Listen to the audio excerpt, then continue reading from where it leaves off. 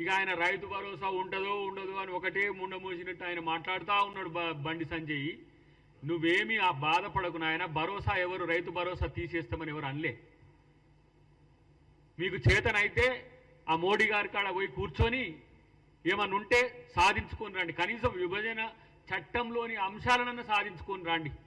11 సంవత్సరాల మీ పరిపాలనలో ఇలా మీకు 8 ఎంపీలు ఇచ్చిండ్రు, 8 ఎమ్మెల్యేలు ఇచ్చిండ్రు, మిమ్మల్ని ఇద్దరిని మంత్రులుగా కూడా ఇక్కడ ఎలగబెట్టమని పంపించిండ్రు. మీరు ఏం చేస్తుండ్రు? పొద్దుగాల లేస్తే ఇలా ప్రభుత్వం మీద ఆడిపోసుకోవడం తప్పితే మీకు ఇంకో పని లేదు. ఆ పక్క రాష్ట్రంలో ఉన్న 2 మంత్రులు పాపం వాళ్ళు వాళ్ళ పేర్లు కూడా సరిగా గుర్తులేదు.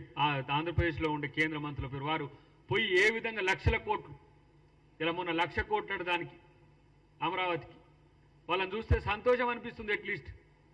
ఎందుకంటే మనతో విభజించబడి ఆర్థికంగా నష్టపోతున్నామన్న ఆంధ్రప్రదేశ్ కొరకు అక్కడ ఉన్న బీజేపీ మంత్రులు కొట్టాడుతున్నారు.